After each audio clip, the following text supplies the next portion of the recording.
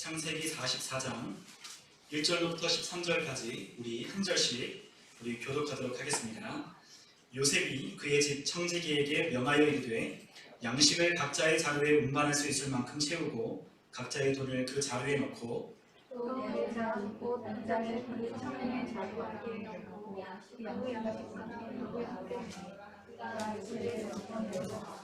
아침에 밝을 때에 사람들과 그들의 나귀들을 보내니라.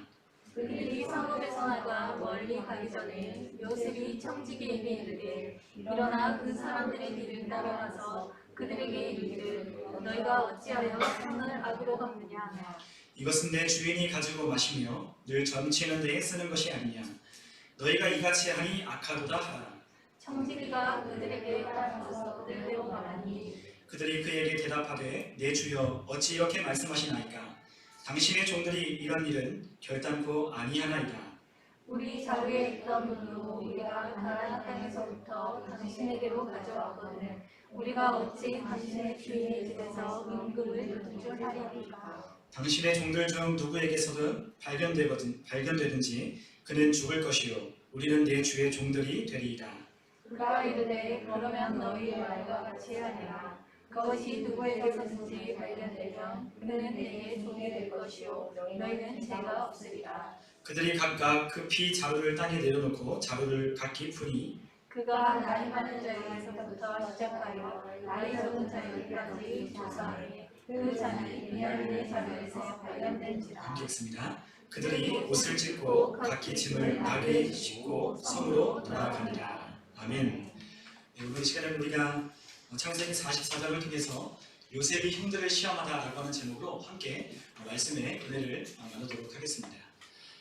우리가 살아가는 동안에 우리가 못 견뎌야 하는 그 사람들이 가장 힘들어하는 그러한 문제가 있다면 여러 가지가 있겠지만 그 중에 하나는 우리 자신에게 대한 진실에 우리가 접근하게 될 때 가장 힘들어하고 어려워한다라고 그렇게 이야기합니다. 사실 사람은 자기가 어떠한 사람인지 잘 알지 못해요. 우리는 나 자신을 굉장히 잘하는 것처럼 생각하지만 실제로 우리는 우리 자신을 온전한 눈으로 객관적인 눈으로 우리를 바라볼 수 없기 때문에 우리에 대한 실체, 우리에 대한 진실에 접근하게 될 때에 우리는 그것을 괴로워하고 그것을 못 견뎌 한다는 거예요. 사실 우리의 모든 삶의 문제의 해결의 첫걸음은 바로 진실에 근접하게 될 때에 그 문제가 해결된다라고 그렇게 이야기합니다. 우리가 어떤 문제를 우리가 해결하고자 할 때 그 문제의 실체, 그 문제가 어떻게 시작되었는지, 그 문제의 원인이 무엇이었는지, 그리고 그 사건이 어떻게 일어났는지에 대한 진실을 우리가 알려고 하지 않고 그것들을 우리가 맞닥뜨리려 하지 않는다면 그 문제는 절대로 해결될 수가 없다라는 거예요. 그렇기 때문에 사람들은 그와 같은 문제에 우리가 닥치게 될 때에 실제의 나의 본 모습을 우리가 깨닫고 그것을 드러내어 발견되게 될 때 그것을 못 견뎌함으로 그것을 회피하거나 아니면 부정하거나 아니면 그와 같은 것을 우리에게 드러내는 그 사람들을 향하여 공격하거나 그 사람과 논쟁하려고 한다는 겁니다. 우리는 언제나 우리 자신을 편향된 시선으로 바라보고 있기 때문에 우리 자신을 객관적으로 보지 못하지만 누군가가 우리에게 그러한 죄들을 들춰내고 너는 그러한 사람이라는 것을 우리에게 깨닫게 할 때에 우리는 비로소 우리의 본 모습에 근접하게 되는 겁니다. 그러한 사실에 우리가 인정하고 그것을 깨닫게 될 때에 문제가 해결되기 시작한다는 거예요. 어떤 상담사분의 이야기가 그렇습니다. 그 상담사에게 많은 사람들이 와서 가정의 문제, 또한 우리의 삶의 문제, 또한 여러 가지 일들을 그 상담사분들에게 자신의 문제를 내어놓는다는 거예요. 그런데 그 문제를 가만히 듣고 그 상담사분들이 객관적인 시각으로 또한 그 사람에게 솔루션을 해주는데 솔루션은 다른 것이 아니랍니다. 그 사람에게 문제를 해결할 수 있는 그와 같은 것을 찾게 하는 것은 그 사람을 객관적으로 그 사건을 바라보게 하는 그와 같은 것이 문제 해결의 첫 번째라고 상담사분들이 이야기를 한다는 거예요. 카운슬링의 첫 번째는 바로 그런 것이죠. 우리가 우리의 사건을 이야기할 때 우리는 편향된 시선으로 우리가 보고자 하고 듣고 싶은 그것을 우리는 이야기하지만 사실은 이와 같은 것을 객관적인 누군가가 듣는다면 우리의 문제를 그 사람이 발견할 수 있다는 거예요. 그렇기 때문에 그러한 것을 우리가 마주하게 될 때에 어떤 사람은 이와 같은 것의 진실됨을 통해서 그 문제가 회복되고 해결되는 그러한 과정들을 경험하는 사람들이 있는가 하면 그와 같은 것을 계속해서 은폐하고 축소하고 그것을 부정함으로써 그 문제를 해결하지 못하고 결국에는 그 문제가 불만 터져서 어려움에 처하는 경우도 있다는 거예요. 그렇기 때문에 우리 삶에 어떠한 문제든지, 이것이 우리의 가정의 문제든지 아니면 우리가 어떠한 직장과 일터의 문제든지 어떠한 문제라고 할지라도 그 문제를 해결하기 위해서는 진실에 근접하게 가야 된다는 거예요. 그것이 바로 문제를 해결하는 첫걸음이라는 겁니다. 오늘 요셉의 이야기를 통해서 그 형들은 그들의 진짜 실체와 그들의 진실에 근접하게 가는 그러한 상황으로 하나님이 그들을 이끌어 가신다는 것을 우리가 이 창세기 이야기를 통해서 보게 됩니다. 하나님은 그들을 시험하시고 또한 그들에게 삶의 기근을 보내셔서 그들이 어떠한 삶을 살아가고 있는지 또한 그들이 어떠한 사람인지를 하나님께서 계속해서 들춰내십니다. 사실 하나님께서 우리에게 삶의 기근과 어려움을 하나님께서 계속해서 보내시는 이유는 다른 것이 아니에요. 그 이유는 우리의 본 모습을 하나님께서 보여주기 위해서 하나님이 계속해서 우리에게 삶의 기근을 보내신다는 거죠. 우리가 그러한 기근 가운데, 우리가 그러한 고난 가운데 우리의 모습이, 우리의 본 실체가 어떠한지를 하나님은 계속해서 들춰내시고 그것을 폭로하시는 거예요. 우리가 단순히 그러한 것을 알고 있고 또한 그러한 것 때문에 우리가 어려움을 당하고 있는 그러한 수준에서 하나님을 끝내는 것이 아니라 우리가 그것으로 인하여 고통을 당하고 있는 그것을 하나님 앞에 가지고 나와 회개하고 하나님 앞에 그것을 인정하는 자리까지 하나님은 우리를 이끌어 가신다는 거죠. 우리가 이러한 것들을 볼 수 있습니다. 우리가 흡연하는 것이 굉장히 안 좋다는 것을 우리는 알고 있어요. 그런데 이 흡연하는 것이 이것이 계도해도 아니면 이것을 캠페인을 벌여도 이 흡연율이 잘 떨어지지 않는답니다. 그래서 이 담배인상공사에서 또한 정부에서 한 일이 뭐냐면 바로 담배과계라가 그 흡연한 사람들의 그 결과, 그 흡연한 결과로 인한 그 어떤 수술을 했든지 후두암에 걸린 그러한 실체의 모습들을 그 담배과 안에 인쇄해서 넣는 거예요.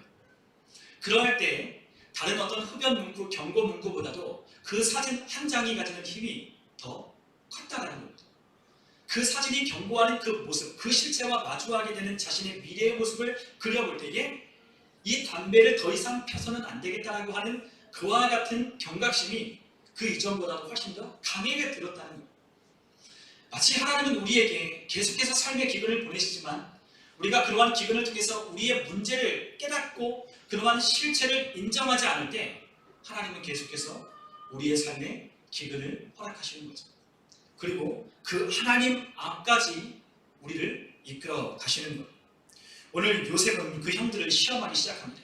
물론 그 전에도 요셉은 형들을 시험했지만 요셉은 계속해서 그 형들을 시험했어요. 그런데 오늘 창세기 44장에 요셉은 마지막으로 형들을 시험합니다. 그 시험하려고 하는 것이 무엇이냐면 바로 그 베냐민 막내 아우의 그 곡식 있는 자루에 자신의 은자를 그 자루에다 넣는 것이었어요. 우리가 오늘 함께 읽었던 창세기 44장 1절과 2절에 보면 바로 요셉의 시험이 어떠한 것인지를 우리가 알 수 있는데요. 우리 한번 44장 1절과 2절에 있는 말씀을 함께 같이 읽어보겠습니다. 요셉이 그의 집 청지기에게 명하여 이르되 양식을 각자의 자루에 운반할 수 있을 만큼 채우고 각자의 돈을 그 자루에 넣고 또 내 잔 곧 은잔을 그 청년의 자루 아귀에 넣고 그 양식과 돈도 함께 넣으라 하매 그가 요셉의 명령대로 하고. 요셉이 그 집 청지기 그 관리인에게 명하여 이렇게 이야기합니다. 뭐라고 하냐면 양식을 그들이 가지고 온 자루에 가득 채우라는 것, 그리고 그들이 가지고 온 그 돈도 도로 그 자루에다 넣으라고 이야기합니다. 그리고 그 자루 중 하나, 그 청년이라고 기록된 그 막내인 그 베냐민이 가지고 있는 그 자루에 자신이 아끼는 그 은장을 그 자루에다 넣으라라고 그렇게 이야기를 해요. 그리고 아침이 밝으면 그 나귀를 타서 그들을 보내라고 하는데 그들이 성읍에서 멀리 나가기 전에 그들을 다시 붙잡아 놓고 그들에게 어찌하여 너희가 선으로 악을 갚느냐라고 이렇게 이야기하라라고까지 그들에게 일러줍니다. 그 청지기는 그 요셉이 명한 그대로, 그 주인이 명한 그대로 그 자루에다가 곡식을 가득 채워놓고 또한 돈도 그 자루에다 넣었으며 마지막으로 베냐민의 자루에는 그 주인이 아끼는 은장까지 거기다가 넣었다는 거예요. 그리고 그들을 아침이 밝자 나귀를 태워 그 집으로 보내기 시작합니다. 그런데 성읍을 멀리 나가기 전에 이 주인의 종들이 쫓아가기 시작하는 거예요. 부지런하게 그 종들이 쫓아가서 그들을 붙잡아 세웁니다. 멀리서부터 그 종들을 부르는 소리가 들려요.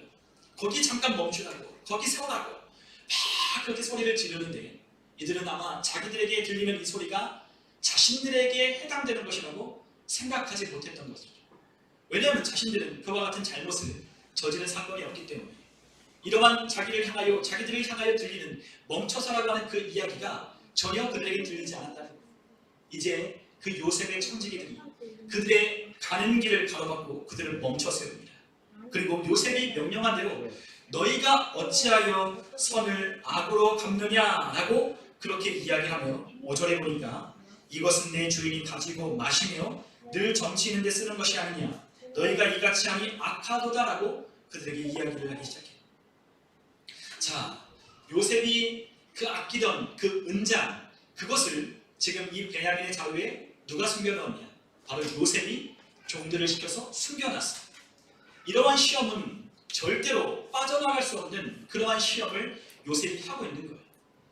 이 요셉이 형들을 향하여 시험하고 있는 것처럼 보이지만 사실은 요셉이 하는 것이 아니라 하나님이 이 형들을 향하여 시험하고 있는 것이었어요. 하나님은 이 형들을 그 시험하시는 자리까지로 그들을 인도하여 내서 그들이 어떻게 변화되어 가는지를 하나님은 알고자 하여 그들을 멈춰 세웠다는 거죠. 그리고 그들에게 그러한 이야기를 들을 때 이 형들은 이렇게 반응을 하는 거예요. 어떻게 반응하냐? 우리가 결단코 이런 일을 한 적이 없다라고 그 종들을 향하여 지금 자신의 무죄함을 지금 증명하며 이야기하기 시작했습니다. 사실 이 형들은 지금까지 너무나 기쁜 나라를 보냈고 지금 모든 억울한 일들이 모든 오해가 풀어져서 지금 기쁨으로 아버지의 집으로 올라가고 있는 중이었습니다. 자신들을 정탐꾼으로 몰아세우는 그래서 시몬이라고 하는 자신의 형제 하나가 갇혀있는 그곳에 동생 막내인 베냐민을 데리고 와서 자신들이 무죄함을 증명했고 또한 자신들의 자료에 놓여있던 그 돈도 함께 보내어 자신들의 정직함을 그들은 드러냈습니다. 그러한 사건에서 요셉은 그들을 집으로 청하여 그들과 함께 잔치하며 먹고 마시는 아주 즐거운 한때를 보냈습니다. 그런데 이러한 일이 지금 그들의 삶 가운데 일어나는 것. 이제는 더 이상 어려운 일, 고난이 그들에게는 없을 것이라고 생각했어요. 우리는 이집트의 가장 강력한 왕 다음의 총리와 우리는 대면하여 식사한 자들이고 또한 그 총리와 언제든지 만나려고 한다면 그 총리와 만날 수 있는 그러한 아주 특별한 사람으로 그 총리가 불렀다는 것도 그들은 또한 알고 있었어요. 그렇기 때문에 그들은 아버지께로 돌아가는 그 길이 너무나 기쁘고 즐거웠다는 거예요. 그런데 한순간에 그들의 삶에 어떤 일이 일어나죠? 자신들이 해명할 수 없는, 자신들의 무죄함을 증명할 수 없는 그러한 엄청난 사건이 일어나는 거예요. 그러한 사실을 꿈에도 생각하지 못했던 형들은 자신들을 그러한 일을 한 일이 없노라고 자신들의 무죄함을 증명했습니다. 우리가 어찌하여 당신의 주인에게 이런 일을 할 수 있겠습니까? 우리가 당신의 돈도 도로 가져왔거늘 우리가 어떻게 당신의 주인 집에서 은과 금을 우리가 어찌하여 도둑질할 수 있겠습니까? 라고 그 청지기에게 그렇게 자신의 무죄함을 항변해요. 그리고 9절에 장담하며 이렇게까지 이야기를 합니다. 우리 한번 9절에 있는 말씀을 한번 같이 한번 읽어보겠습니다. 당신의 종들 중 누구에게서 발견되든지 그는 죽을 것이요 우리는 내 주의 종들이 되리이다. 자, 그들은 자신이 있었어요. 자신은 결단코 그러한 일을 한 적이 없었기 때문에 자신의 무죄함을 증명하며 누구에게든지 이러한 일이 발견되거든 그는 죽을 것이고 나머지 우리는 다 당신의 종이 될 것이다 라고 그렇게 장담하며 이야기합니다. 그런데 청지기가 뭐라고 이야기하냐? 그럴 것 아니라 이 은장이 발견된 자만 내 종이 될 것이고 너희는 죄가 없기 때문에 도로 올라가라 라고 그렇게 이야기를 해요. 그리고 이제 나이 많은 순서부터 나이가 가장 어린 베냐민에 이르기까지 그 자료를 끌어놓고 조사하기 시작합니다. 첫째인 루벤부터 시작해서 막내인 베냐민까지 그 자료를 끌어놓고 자신들의 무죄함을 증명하기 시작했습니다. 그런데 첫째, 둘째 계속해서 이어져 나가는 그 모든 과정 가운데 결단코 은장이 발견되지 않는 거예요.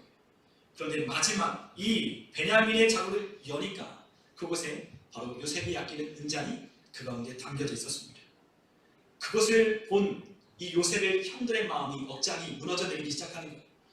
자신들은 결단코 이러한 일을 한 적이 없는데 이제껏 자신이 정탐꾼이라고 누명을 쓰고 그와 같은 것 때문에 마음을 졸이며 고생했는데, 그리고 또한 이와 같은 것이 해결되어 그 요셉을 통해서, 그 총리를 통해서 우리의 무죄함을 증명하고 이제는 좋은 날만 있을 것이라고 생각했는데, 이러한 엄청난 사건이 일어나니 그들의 마음이 무너져 내리기 시작했다는 거죠. 어떠한 말도 할 수 없는 거예요. 왜냐하면 빼도 박도 할 수 없는 증거가 그 베냐민의 전 속에 발견되었기 때문에 더 이상 변명할 수 없어요. 그러한 억울한 심정을 자신의 옷을 찢으며 자신이 항변하고 있었어요. 그리고 다 짐을 나귀에 도로 싣고 다시 요셉에 있는 그 성으로 돌아가기 시작해요. 그리고 그 요셉 앞에 다시 그 형제들이 서게 됩니다. 이러한 시험은 하나님이 그들에게 허락하신 것. 비록 자신들의 무거운 요셉을 구덩이에 넣고 미디안 상인들에게 팔아 그가 죽었다고 생각하는 그 무거운 죄책감 가운데 살아갔던 그 형들이지만, 그들의 죄 때문에 이러한 고난을 당한다고 생각했던 그 형들이지만, 아직 그 형들에게는 더 남은 일들이 있었다는 것. 그것은 무엇이냐? 자신이 행했던 그 죄의 결과인 바로 그 요셉과 마주하는 자리까지 그들이 나아가야만 했기 때문에 하나님은 이들을 그 자리까지 인도하여 내시는 거예요. 마침내 이 형들은 다시 요셉의 집에 불려 그 앞에 엎드리게 됩니다. 그런데 요셉이 그들에게 이렇게 이야기를 하기 시작해요. 우리가 15절에 보면 요셉이 그들에게 이렇게 이야기합니다. 너희가 어찌하여 이런 일을 행하였느냐? 나 같은 사람이 점을 펼치는 줄을 너희는 알지 못하였느냐? 라고 그렇게 형들에게 이야기합니다. 자, 이 이야기인즉슨 무엇은 말이냐? 나는 굉장히 영적으로 민감하고 예민한 사람이라는 것. 나는 이 은자를 가지고 점을 쳐서 점괘를 알아내는 마치 신적인 권위를 가진 사람이라고 지금 이 형제들에게 이야기를 하는 겁니다. 너희들이 한 일을 내가 모를 것 같냐? 나는 다 알 수 있는 그러한 사람이야. 그러한 예지력이 있고 그러한 통찰력이 있고 그러한 신과 연결된 아주 특별한 사람이기 때문에 너희들이 행한 죄까지 나는 다 알고 있는 사람이다 라고 그들에게 이야기를 하는 거죠. 당시에 고대의 그 풍습 가운데 하나는 이 은잔을 가지고 점괘를 치는 것이었어요. 이집트에서 특히나 많이 행해지던 그러한 방법이었는데, 그 은잔에다가 여러 가지 그러한 돌들을 새겨놓은, 각인은 그러한 돌들을 넣고 그 돌들을 끄집어내어 추첨해서 점괘를 치는 거예요. 아니면 그 은잔에 그 가득 물을 부어놓고 그 은잔에 담겨있는 그 빛에 따라서 자신의 점괘를 치는 그러한 방법이 이 이집트에는 행해졌어요. 그러한 이 풍습 가운데 이 요셉이 아끼는 은잔을 이들이 훔쳤다는 것을 이 요셉이 이야기를 하는 거예요. 그리고 이들이 빼도 박도 못할 그와 같은 이러한 힘점을 파놓고 그들을 지금 추궁하며 그들을 궁지에 몰아넣기 시작합니다. 그런데 이러한 요셉의 말에 유다가 이렇게 이야기를 해요. 그전에는 그 형제들이 어떻게 했죠? 자신들이 그 선을 악으로 갚느냐라고 하는 그 청지기의 말을 들을 때 그 형제들은 일제히 우리는 그러한 일을 한 사람들이 아니다. 우리는 그러한 짓을 할 자가 아니다. 라고 자신들의 무지함을 증명하는 데 힘을 썼던 자들이었어요. 그런데 16절에 유다가 이제 이렇게 요셉에게 이야기를 하는 거예요. 우리 한번 16절에 있는 말씀을 같이 한번 읽어보겠습니다. 유다가 말하되 우리가 내 주께 무슨 말을 하오리이까? 무슨 설명을 하오리이까? 우리가 어떻게 우리의 정직함을 나타내리이까? 하나님이 종들의 죄악을 찾아내셨으니 우리와 이 장이 발견된 자가 다 내 주의 노예가 되겠나이다. 아멘. 자, 유다가 이제 그 요셉에게 이제 이야기를 하기 시작해요. 그런데 뭐라고 하죠? 이것이 억울한 일이라고 자신의 억울한 그 변명을 늘어놓는 것이 아니었어요. 더 이상 당신에게 무슨 설명이 필요합니까? 라고 나는 더 이상 할 말이 없다고 이야기를 합니다. 그런데 그 이유는 무엇이냐면 바로 하나님이 종들의 죄악을 찾아내셨기 때문이다라고 그렇게 말씀을 하는 거예요. 자, 하나님이 지금 이 형제들의 죄악을 찾아냈기 때문에 더 이상 자신들은 할 말이 없다라고 유다는 고백하고 있습니다. 지금 자신의 억울한 일을 당했지만 이 모든 일이 무엇 때문에 일어나는 거예요? 자신의 죄악 때문에. 자신이 그 동생인 요셉에게 행했던 그 죄악 때문에 일어난 일이고, 하나님이 그 죄악을 마침내 찾아내셔서 지금 그 요셉 앞에 불러내었다는 것을 깨닫게 되어 더 이상 설명을 하지 못한다라고 고백하고 있는 겁니다. 그리고 이 장이 발견된 자가 다 당신의 노예가 될 것이라고 그렇게 고백을 하는 거예요. 더 이상 우리는 할 말이 없습니다. 우리는 하나님께 죄를 지은 죄인들입니다. 당신의 종이 되겠습니다. 라고 그렇게 고백해요. 그런데 요셉이 그 이야기를 듣는데 뭐라고 이야기하냐? 결코 그렇게 하지 않겠다라고 이야기를 하는 거예요. 네 말대로 내가 너희 모든 형제들을 다 노예로 삼지 않겠다라고 그렇게 이야기해요. 그리고 뭐라고 합니까? 잔이 발견된 그 자만 자신의 노예로 삼겠다라는 거예요. 그리고 나머지는 어떻게 해요? 평안히 가라 라고 그렇게 이야기합니다. 평안해. 너희들은 죄가 없으니 이 자루에 은장이 발견된 이 막내 아우만 남겨두고 나머지는 평안히 아버지께로 돌아가라는 거예요. 그런데 이 평안이라고 하는 말이 참 재미있어요. 지금 요셉은 에둘러 이 평안이라고 하는 단어를 써서 이 형들을 시험하는 거예요. 자, 이 요셉의 형들이 이 베냐민을 남겨두고 아버지께로 평안히 돌아갈 수 있었을까요? 아니요, 평안히 돌아갈 수 없어요.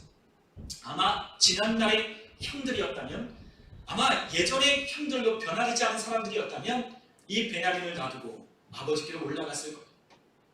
그래도 괜찮지요. 왜냐하면 아버지가 이 아들이 죽으면 죽으리라고 하고 이 아들을 같이 함께 애굽으로 보냈잖아요. 그러니까 형들은 자신들의 잘못이 아니니까 이 막내 아우가 그것을 탐내어 그것을 훔쳤기 때문에 그 베냐민이 남아있는 건 당연한 일이니까 자신들은 무지하게 그냥 올라가도 됐을 거예요. 아니면 어쩌면 오히려 잘됐다라고 생각할 수도 있을 겁니다. 요셉을 없앴더니 그 막내 아우만 싸고 도는 그 아버지, 그 베냐민만 편애하고 자신들은 안중에도 없는 그 아버지, 아 잘됐다. 이제야 비로소 이 아버지의 사랑을 우리가 골고루 나눠받을 수 있겠구나. 그들은 그렇게 생각하고 올라갈 수도 있었을 거예요. 그런데 예전 같으면 그렇게 했겠지만 이 형제들은 더 이상 그렇게 하지 않았어요. 더 이상 이 아우를 놔두고 평안히 갈 수 없는 거예요. 요셉은 자신에게 행했던 것처럼 이 형들이 여전히 그렇게 할 수 있는지를 시험하고자 했다는 거죠. 과거의 형들이 어떻게 했어요? 자신을 구덩이에 파놓고 그 요셉을 그 구덩이에다 가둬놨어요. 그리고 태평히 그 옆에서 식사하며 그리고 그 애걸하며 살려달라고 하는 그 요셉의 이야기를 듣지도 않고 그 요셉을 구해주지도 않았습니다. 그리고 오히려 그 요셉을 미디안 상인들에게 팔아 노예로 넘겼어요. 그들은 그 요셉을 미디안 상인들에게 팔아 넘겼음에도 불구하고 평안히 아버지께로 돌아간 전력이 있었던 사람이라는 거예요. 이미 그러한 전례가 있어요. 그 아우의 옷을, 채색 옷을 그 짐승에 피를 묻혀서 짐승이 그 아우를 해쳤더라고 하며 아버지에게 태연히 평안히 그 옷을 들고 가서 이 아들이 죽었노라고, 이 아들이 이 짐승에게 잡혀먹었노라고 하며 아버지에게 거짓말을 했었다는 거죠. 그들은 20여 년이 넘는 세월 동안에 그 요셉을 잊고 살았습니다. 때로는 아버지의 한숨 섞인 그 표정을 보며 죄책감이 들 수도 있겠죠. 그 마음이 찔리는 그 마음 한구석에 그들의 죄가 그들에게 생각났을 수도 있어요. 그러나 그 세월이 얼마나 지났어요? 20년이라고 하는 세월이 지나고 그들의 양심은 무덤덤해졌다는 거예요. 그런데 지금 요셉은 그 형들의 마음을 알아보고 싶은 거예요. 과연 이 형들이 자신들의 잘못 때문에 이러한 고난을 당한다고 생각하는 그 형들이 과연 진짜로 변했는지, 과연 진짜로 그들의 죄를 뉘우치고 있는지 그 요셉은 알고자 했다는 거죠.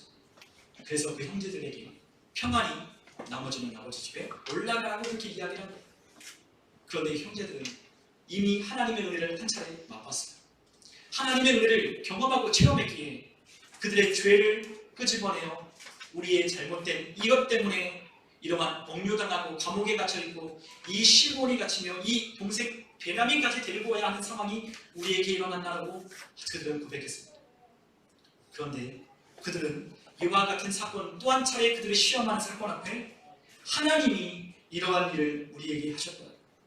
하나님이 우리의 죄악을 발견하셨기 때문에 우리는 더 이상 할 말이 없는 자라고 고백하기 시작합니다. 그리고 요셉 앞에서 유다가 등장해서 그 유다가 요셉에게 그 베냐민만 남겨두는 것이 아니라 이 베냐민을 풀어주고 나를 대신하여 감옥에 가두고 나머지는 올려보내달라고 그렇게 청원하기 시작해요. 이전의 형들이 아닙니다. 더 이상 자신의 유익 때문에 그 형제 하나를 없애버리려고 하고 그 형제 하나를 없애기까지 했던 그 실행에 옮겼던 그들이 아니었다는 거예요. 얼마든지 자기 유익이 된다면 다른 사람 눈치 볼 것 없이 행했던 그 형제들이 아니라 이제는 아버지로 생각하고 또한 그 베냐민의 목숨도 생각해내는 그러한 사람으로 변화되기 시작했다는 거죠. 유다는 요셉 앞에서 철저하게 자신을 부유하고 베냐민을 끌어달라고 그렇게 부탁하는 거예요. 그리고 이 아이는 아버지의 생명과 연결되어 있기 때문에 당신이 내가 전에 얘기하게 했던 것처럼 이 아버지께 이 동생을 데려가지 않으면 그 아버지는 죽게 될 것이라고 애타게 탄원하기 시작해요. 그리고 그에게 이렇게 이야기를 합니다. 우리 30절, 31절, 우리 34절까지 우리 같이 한번 읽어보면 좋겠습니다. 우리 30절부터 34절까지 우리 함께 읽어보겠습니다. 아버지의 생명과 아이의 생명이 서로 하나로 묶여있거늘 이제 내가 주의 종 우리 아버지에게 돌아갈 때에 아이가 우리와 함께 가지 아니하면 아버지가 아이의 없음을 보고 죽으리니 이같이 되면 종들이 우리 종 우리 아버지가 흰머리로 슬퍼하며 스올로 내려가게 하매니이다.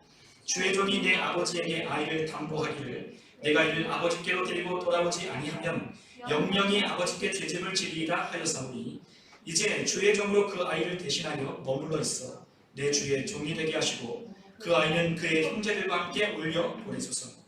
그 아이가 나와 함께 가지 아니하면 내가 어찌 내 아버지에게로 올라갈 수 있으리까? 조력건대 제가 내 아버지에게 미침을 보리이다. 아멘. 유다가 나서서 자신을 희생함으로 자신을 대신 담보함으로 이 베냐민을 풀어달라고 간곡하게 요셉에게 청원하기 시작합니다. 우리는 이와 같은 역사 속에 이와 같은 사건 속에서 하나님이 그들에게 하시는 일이 무엇인지를 우리는 발견할 수 있습니다. 하나님은 물론 요셉의 그 20년이 넘는 세월 동안에 겪었던 그 슬픔과 아픔 그리고 그가 겪었던 그 고난을 하나님은 풀어주시기를 원했지만 또한 그 형제들이 가지고 있던 그 죄책감 또한 그들의 상처도 하나님은 보듬어 주시기를 원했다는 거예요. 단순히 요셉 하나만 잘 되는 것이 아니라 요셉 그 한 사람을 통해서 그 모든 가족의 상처를 하나님께서 보듬어 주시고 그 상처를 사매어 고치시기를 하나님은 원하셨다는 거죠. 요셉도 하나님이 부르신 하나님의 백성. 그러나 요셉의 형제들도 역시나 하나님이 세워가는 이스라엘의 지파에 소속된 하나님이 쓰시려고 하시는 사람들 중에 하나입니다. 그렇기 때문에 그들이 가지고 있는 그 죄책감, 그들이 가지고 있는 그 마음의 상처, 그들이 가지고 있는 그 죄들도 하나님이 처리하셔야만 했어요. 그러나 하나님께서 그들을 시험하시고 삶의 기근을 보낼 때 그들은 여지없이 우리 인간이 행할 수 있는 첫 번째 반응인 나는 그러한 일을 한 자가 없노라고 하며 자신들을 변호하는 거예요. 여러분, 우리에게 어떠한 진실이 우리에게 마주하게 될 때 우리가 첫 번째로 보이는 행동은 그것을 부정하는 거예요. 나는 그러한 일을 한 사람이 없다라고 그렇게 항변하는 겁니다. 우리가 TV나 아니면 그런 뉴스를 통해서 매번 보게 되는 범죄 사실 있는 피해자들을 우리가 보게 될 때 그 사람들이 행하는 모습들을 보십시오. 정치인들이 하는 이야기를 보십시오. 아니면 우리 자신의 모습을 한번 끄집어내어 솔직하게 그 말씀 앞에 세워보십시오. 우리가 그렇게 행한다는 거예요. 우리의 죄를 지적하고 우리의 죄를 발견하여 진짜 내 본 모습과 마주하게 되는 그때에 우리가 어떻게 하고 있는지 나는 그러한 짓을 한 사람이 없노라고 우리는 변호하는 거예요. 그것을 편향적인 시각으로 바라보고 그것을 은폐하고 그것을 부정하며 애써 아니라고 우리는 그것을 외면하고 있다는 거죠. 그러나 실제와 우리는 마주할 수 있어야 합니다. 여러분, 사실 우리가 우리 자신을 보는 모습은 사실 우리의 모습과 같지 않아요. 여러분 혹시 그런 적 있으십니까?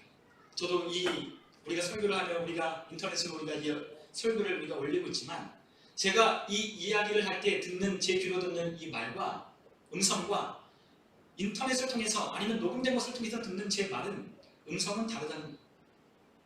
그런데 어느 게 더 좋게 들리냐? 제가 이야기한 걸 직접 듣는 제가 그 말이 더 좋게 들려요. 녹음된 그것을 들으면요, 내 목소리가 이랬나? 하고 그렇게 생각이 들 정도로 내 목소리가 아닌 것 같아요. 왜냐하면 우리의 귀는 이 뇌가 이것을 움직여서 울려서 이것을 증폭하여 들리기 때문에 더 좋게 들리거든요. 우리가 찬양할 때 에코를 넣는 이유도 그런 이유예요. 에코를 넣으면요, 이 찬양이요 조금 더 좋게 들려요. 마찬가지로 우리가 하는 이 이야기를 내가 직접 들을 때는 굉장히 잘 들리고 좋은 음성으로 들립니다. 그러나 실제 녹음된 그 음성을 들을 때는요 못 듣겠는 거예요. 여러분 혹시 여러분들의 모습을 찍어서 어디에다가 TV로 보여준다고 하면 여러분 그것을 볼 수 있겠습니까? 부끄러워서 그거 잘 못 보거든요. 여러분 연예인들이 자기가 연기한 거 그거 TV에서 볼 때요 부끄러워서 못 보는 사람도 굉장히 많아요. 자기가 녹화하는 그 프로그램 보는 것도 어려운 사람 굉장히 많아요. 왠줄 아세요? 내 본 모습이 아니기 때문에 그런 거예요. 요즘 많은 사람들이 소셜미디어, SNS를 사용합니다. 그런데 그 SNS를 사용할 때에 그 SNS 상에 등장하는 그 사람의 일상들의 모습이요 사실 그 사람의 모습이 아닌 게 굉장히 많아요. 왠줄 아세요? 우리는 항상 우리가 남들에게 보여지는 모습은 좋은 모습만 좋게 보여지는 것만 남들이 보기를 원하기 때문이에요. 그래서 SNS 상에 올라온 소셜미디어에 등장한 그 사람의 일상의 이야기를요 우리가 고지것대로 받아들이면 안 된다는 거예요. 자신들의 어떠한 치부나 자신들의 그러한 잘못된 것이나 아픔이나 그런 것들은 전혀 그 소셜미디어에 올리지 않습니다. 항상 자신을 뻥튀기 하고 자신의 좋은 모습만 올리는 거예요. 왜 그렇게 했어요? 우리 인간은 원래 그러한 존재이기 때문에 그런 거예요. 우리의 나쁘끄러운 그 민낯을 남들에게 보여주기 싫은 거예요. 우리가 우리에 있는 본 모습을, 우리에 있는 그 마음속을, 우리가 가진 그 생각을 다 끄집어내어서 남들에게 보여준다고 하면 아마 이 중에 아무도 그 누구도 부끄러움 없이 내어 보여줄 수 있는 사람은 아무도 없을 거예요. 우리는 다 그러거든요. 내 본 모습이 다른 사람들에게 들킬까봐 우리는 늘 조마조마하며 우리는 살아가는 거예요. 그렇기 때문에 우리 주님께서는 이런 말씀을 하셨어요. 요한복음 8장 23절에 진리를 알지니 진리가 너희를 자유케 하리라. 무엇이 자유케 하냐? 진리를 만날 때 우리가 자유케 된다는 거예요. 진리는 물론 예수 그리스도십니다. 그 예수님을 만나 우리의 실체를 알고 우리의 본 모습을 그 민낯을 우리가 마주하게 될 때에 우리는 비로소 자유하게 됩니다. 여러분 거짓에 덧입혀질 때에 우리는 더욱더 힘들어요. 우리가 거짓을 입힐 때에 더욱더 힘들어지는 거예요. 여러분 사기를 치는 사람들이 어떻게 사는지 아십니까? 거짓말을 하고 또 그 거짓말을 수습하기 위해서 또 거짓말을 하고 또 거짓말로 포장을 하는 거예요. 그런데 그 거짓말이 더해질 때에 눈덩이처럼 불어나는 그와 같은 엄청난 일을 그 사람은 알지 못하는 거죠. 나중에 되어서야 그 거짓에 덧입혀진 그 자신의 그것과 마주하게 될 때에 비로소 자신이 얼마나 추악한 죄를 저질렀는지 깨닫는 거예요. 그러나 그것이 드러나기 전까지는 어떻게 살아요? 나는 그러한 사람이 아니라고 생각하며 여기며 살아가게 되는 거예요. 요셉의 형제들도 마찬가지였습니다. 그들도 그 안에 죄책감이라고 하는 그 동생 요셉을 팔아넘긴 그와 같은 죄책감, 그를 팔아넘겨도 아무런 마음에 찔림이 없이 아무런 살아가는데 전혀 불편함을 느끼지 못한 채 그 형제들은 살아갔다는 거예요. 그런데 이제 드디어 그 하나님이 시험하고 또 시험하고 또 시험하는 그 하나님이 행하시는 그 올무에 그들이 꼼짝없이 그들이 걸리게 되는 거예요. 하나님이 그들을 이 자리까지로 인도하십니다. 사실 우리의 삶에도요 마찬가지예요. 우리의 삶이 자유롭지 못한 이유는요 우리가 진실되지 못하기 때문에 하나님 앞에 우리의 죄가 아직도 여전히 우리의 지연된 자유를 가로막고 우리를 붙잡고 있기 때문에 우리가 자유롭지 못한 겁니다. 여러분 진짜 자유를 얻기 원한다면 진실과 마주해야 돼요. 진짜 내 본 모습과 마주해야 돼요. 우리는 늘 하나님 앞에 회개 기도를 하거든요. 하나님 우리는 이러한 죄를 지었고 이러한 잘못을 저질렀습니다 라고 하나님 앞에 우리가 기도하지만 저도 그렇고 우리도 그렇고 우리가 바뀌지 않고 변화되지 않는 이유 중에 가장 큰 이유는요 우리가 진짜 그러한 실체를 가진 사람이라고 하는 것을 우리가 마주하지 못했기 때문입니다. 알긴 알아요. 우리가 무엇 때문에 어려운 일을 겪는지 알아요. 우리의 삶에 어떠한 일 때문에 우리가 어려움을 겪는지 알아요. 그러나 우리의 삶을 변화시키지 않는 이유는 우리의 삶을 돌이켜 그것을 변화시키지 않는 이유는 그것이 우리의 삶에 얼마나 추악하고 더러운 것인지 그리고 그 본 모습의 내 모습을 내가 그것을 그대로 바라보기가 역겹고 힘들고 어렵다는 것을 경험할 정도로 내 실체와 마주하지 못했기 때문에 우리가 변화되지 않는 거예요. 우리가 하나님 앞에 더 이상 빼도박고 못할 나는 그 죄인이며 하나님 앞에 더 이상 변명할 수 없는 실체가 정말로 지옥 갈 수밖에 없고 그 죄로 말미암아 이러한 고난을 당할 수밖에 없고 더 이상 변명해도 변명할 수 없는 그 죄를 지은 사람이라고 인정하게 될 때에 비로소 우리는 자유하기 시작하는 거예요. 형제들은 비로소 자신의 죄악을 하나님께서 발견하셨다고 인정하며 그 요셉에게 자신의 이 베냐민을 대신해서 이 감옥에 갇히고 베냐민이 불러주어 아버지에게 보내달라고 요청할 때 이 요셉은 더 이상 이 감정을 주체할 수 없었습니다. 그래서 마침내 45장에 그 형제들 앞에서 펑펑 울며 소리를 내어 그들에게 울기 시작합니다. 그리고 함께하고 있는 모든 사람들이 다 돌려보내고 형제들과 함께 독대한 거예요. 그리고 형제들에게 자신의 정체를 밝히게 됩니다.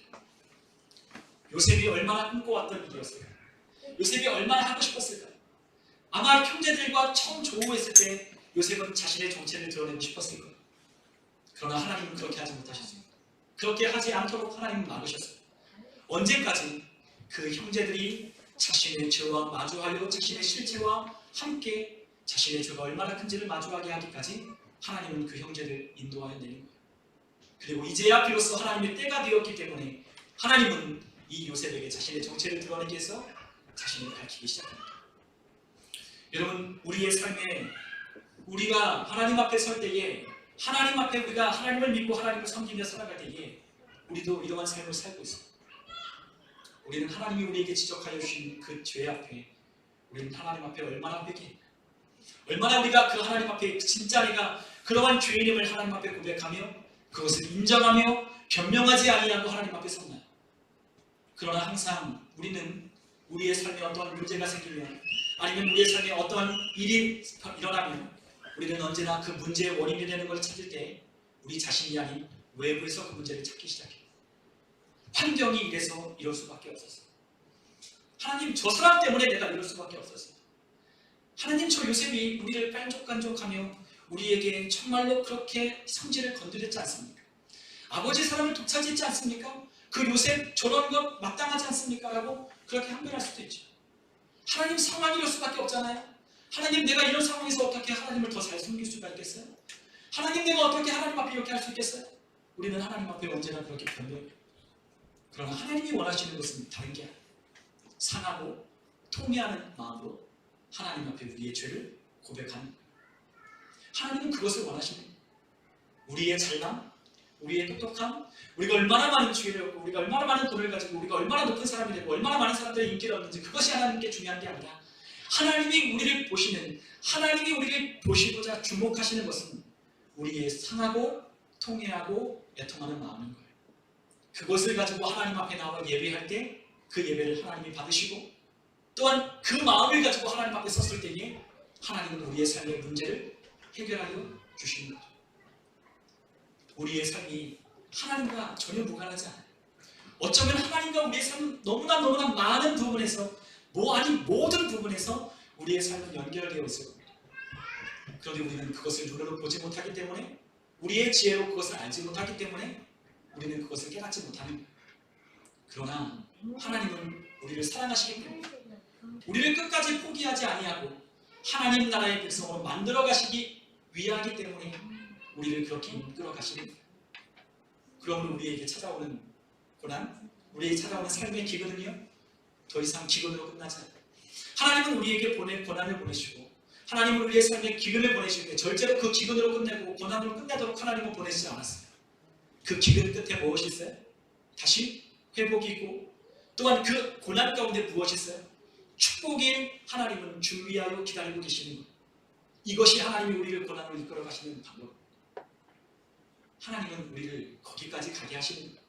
마침내 하나님이 내 삶의 유일한 행복이요 하나님이 내 삶의 유일한 만족이며 우리는 먹고 마시는 것으로 사는 것이 아니라 하나님의 입에서 나오는 그 말씀 그리고 그 하나님의 말씀에 따라 순종하며 살아가는 것만이 우리의 삶의 가장 큰 행복임을 깨닫는 자리까지로 우리를 이끄시는 거예요.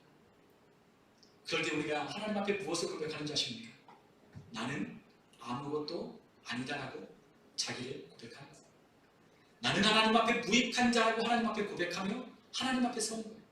있는 모습 그대로 하나님 앞에 섰을 때 하나님은 우리를 맞아주시고 우리의 상처난 또한 우리의 아픔들 그리고 우리를 인도하시며 하나님의 그 모든 겪었던 과정들을 하나님이 설명하여 주시는 거예요. 하나님은 우리를 사랑하시며 우리를 이끌어 가십니다.